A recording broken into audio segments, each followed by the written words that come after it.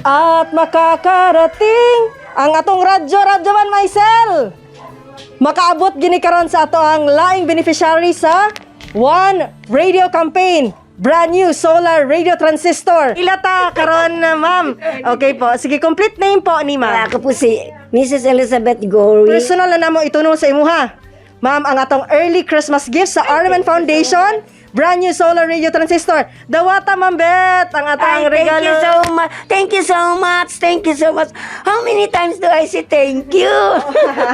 Ayan, happy kay si nanay. Nay, how important no or saka importante ang radyo nga makapaminaw ka? Dawes, kanang usalid karason yung importante ka if there is some calamities, mga bagyo niyan, current news, kanang balita, labas nga balita, mo ni akong gusto sa Dix Daisy. And after the mga, basta labas nga balita, updated sila. Yan. Happy kayo, mi ma'am, kay happy so pod kay ka. Lipay kay ko kay may nga na lang ko how many times did I say thank you mo gani ko mo na expression nako. Oo, yan. We're so glad, ma'am, kay natunol na mo sa imuha in behalf po ni, sa DXDC team, sa Arman Davao, ug si Sir Joel.